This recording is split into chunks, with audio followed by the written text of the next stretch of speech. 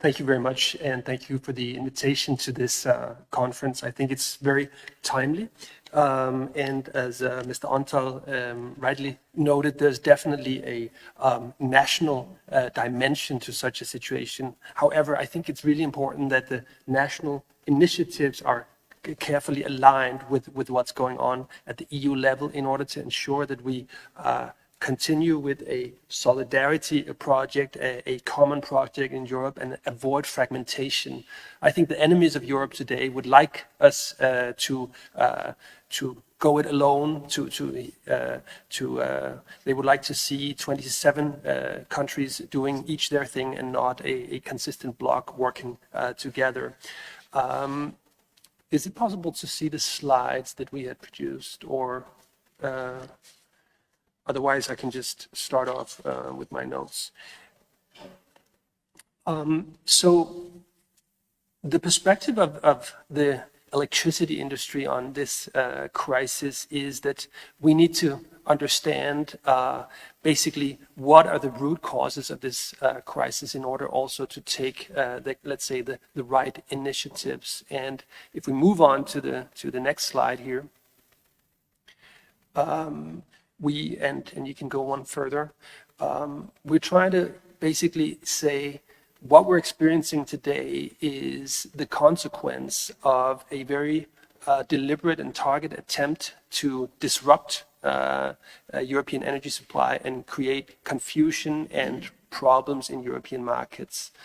What's demonstrated on this slide is the effects of gas on electricity prices versus the effect of CO2 on the electricity prices. The CO2 is the blue at the bottom. The black is the impact of oscillating gas prices. So it's very clear the root cause of this crisis is the external attempt at disrupting European energy supplies and disturbing our markets.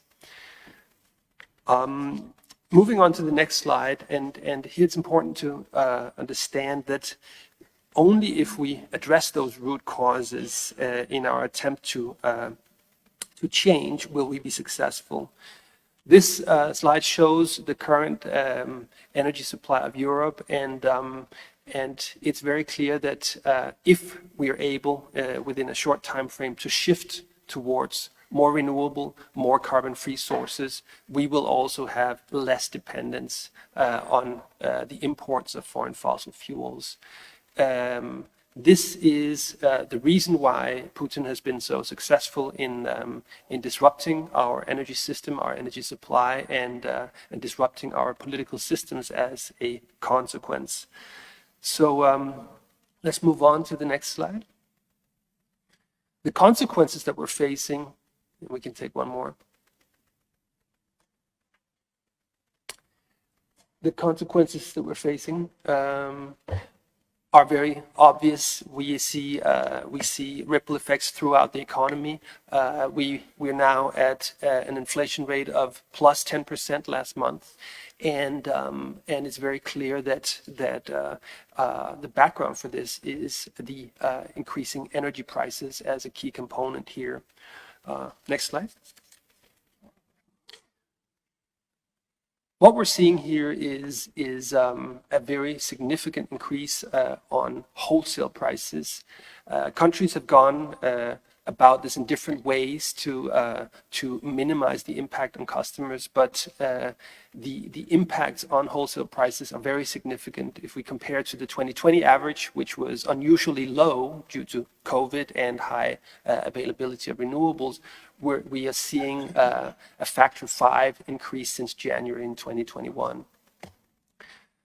It's clear that this is something that governments are likely to address somehow. The key question here is, how do you address this in a way that on the one hand has a positive effect on customers and societies, on the other hand retains investor certainty, as was also previously mentioned, because we have to remember that it's the investments in the electricity industry that are ultimately going to get us out of this crisis. If we undermine investor certainty now with the political interventions that are made, we are going to prolong the dependence on foreign fossil fuels. We're going to prolong the crisis in its current form. Next slide, please. The wholesale prices have been trickling through to customers. Throughout 2020 and 2021, we saw a limited increase, and looking at the same period in 2022, we've seen a significant uptick, and of course, this is very serious. What this also means is that we probably haven't seen the full effect of this crisis. We can expect further increases as a consequence of the fact that some people are still locked into long-term contracts. I do want to make the point here that the nature of contracts in the retail area are really important for how significant the effect on consumers is. If you have a mix of long-term price signals and short-term price signals in the retail space, of course, customers are likely to feel the immediate changes in the wholesale market less. This is really a key point also when it comes to the longer term efforts and changes that are considered for the EU market design. Let's take the next slide. So looking at what we should be doing in the short term, because it's really, really important to have this distinction. There's something that we need to do in the longer term. We need structural reforms to move towards a climate neutral green economy. And there's stuff that we need to do here and now, which is not necessarily the same. And whereas these two are different parts of actions, it's important that they are also compatible with each other. It's important that we avoid a significant lock-in into fossil fuels at this point in time, even if we need the energy here now. On the other hand, if we lose the fundamental backing for the longer-term transition, because customers feel the pain now, there's also a risk of us not getting this right. So let's have a look at what should be done here and now. Next slide, please. Eurelectric is pointing to 5 things that we think are critical here and now. When we look at customer protection, it's really important that we think about this also in a European context. We have seen a concerning fragmentation of the internal electricity market over the last year, whereas it's very clear that governments should be taking action to protect vulnerable customers, and there's plenty of scope to do that, by the way, via tax efforts, vouchers, targeted efforts towards individual customer segments. We need to be careful that we don't undermine the fundamentals of the internal electricity market. And this balance is really, really key for policymakers to understand also in national capitals. If direct interventions are made into the electricity market, there's really a risk of fragmentation, which will trigger bigger losses in terms of macroeconomics.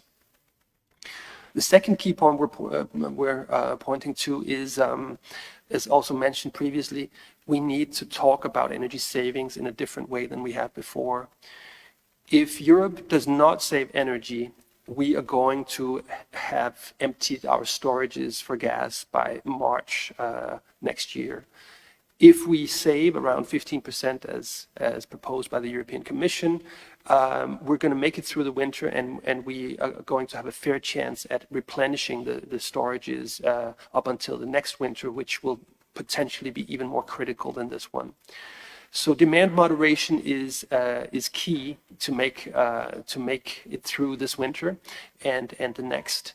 And by the way, it's also perhaps one of the most efficient ways of making the burden on customers lower, because if they save energy, they're not paying for that energy they save, and we get a better balance between supply and demand, which also has a direct impact on how the price is formed. Third, we say, let's tackle the root causes of this crisis.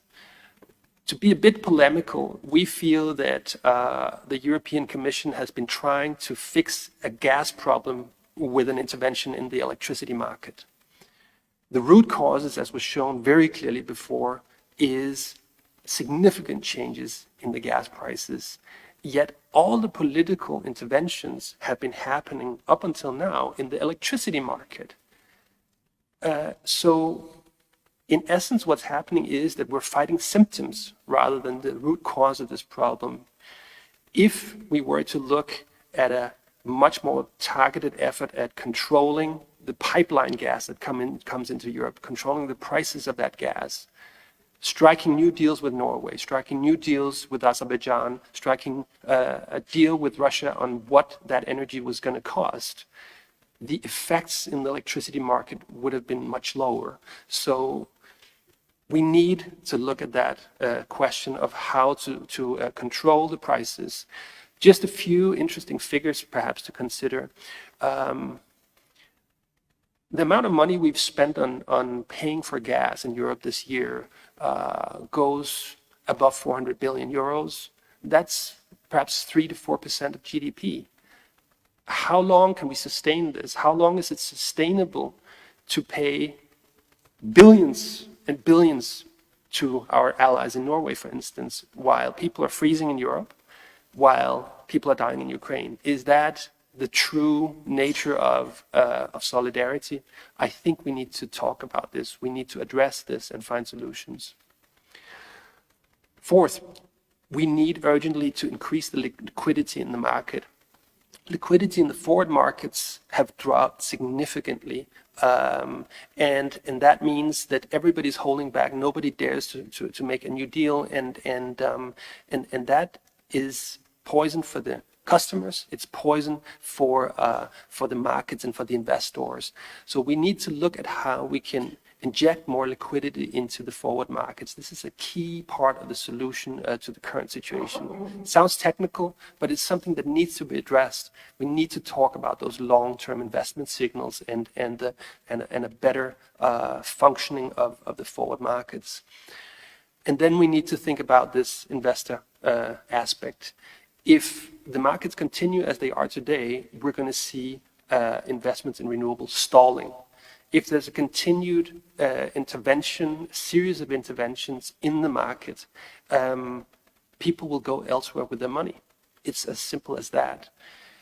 The people that are hit by the most recent intervention by the European Commission, the cap on inframarginal technologies, those are the hydropower people, those are the nuclear people, those are the wind people, those are the solar people. And by the way, it's not going to change anything to the price for customers. So we need to think about investor certainty when we craft the legislation and the interventions. Otherwise, this crisis will be prolonged. Next slide, please. And then there's the long term. Because we know that the Commission has been very clear. They want to reform the market. They want to make a larger structural reform of the power market.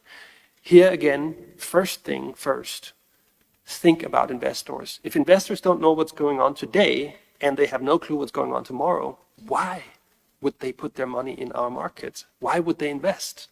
So we need to make such a reform with due attention and proper involvement of the industry, and we need to take the time to understand what we're doing. Careful assessment, otherwise things could go terribly wrong. Next slide, please. Our key message here is that when we look at such a structural reform of the electricity market is that we're looking for an evolution, not a revolution. Again, a revolution throwing everything we know out of the window is going to be poison for investors, and it's going to prolong the crisis. If we have a careful discussion about how we can improve long-term markets, long-term investment signals, how we can improve the protection of customers, then I think we have a good chance at creating a more sustainable and more investable market for Europe and a better deal for consumers. Next slide, please. When we think about the market, let's remember that the current market that we've taken some 20 years to develop, the internal electricity market in Europe, is providing macroeconomic net benefits of 34 billion euros every year. Now, when there's a crisis and prices go up, it's very easy to say, it's this terrible system and it's this system at fault, let's change it completely. Let's just remember that this was the system that has introduced competition. It's the system that has introduced a pressure on prices, a pressure to provide a better offer for customers, competition between the companies, and ultimately has also helped push down prices. So when we think about these things, let's build on what we have and let's find the gaps in what still needs to be filled in. And that brings me to my last slide. We've been conducting a deep analysis of this in the electricity sector. Next slide, please. Essentially, we're arriving at three pieces that we think could complement the current market. One would be an enhanced customer contracting and engagement framework. As I said before, if we have a system where there's a better balance between the long-term price signals and the short-term price signals, people will not be as exposed to short-term oscillations of the prices as they are today. So let's at the very least, there are many ways to do that, but let's at the very least remove obstacles, remove requirements and barriers for customers to take longer-term engagements. In many markets, it is not allowed, it is prohibited to do contracts of longer than 3 years duration. So let's think about that if we had had longer-term contracts and longer-term signals as part of the price today, Putin would not have had the same success in grabbing money out of European citizens' pockets. Second thing, we need a framework for investors. These are capital-intensive investments that need to be made, and whereas we have a lot of support systems for renewables, we know that we will need storage, as was mentioned before. We will need dispatchable plants.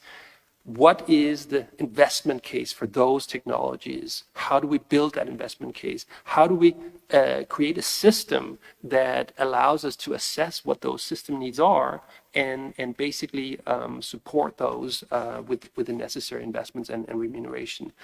I think with those three elements, we can complement what we have today, and we can get into a better spot when it comes to delivering the long-term transition and achieving a net zero economy by mid-century. Thank you very much.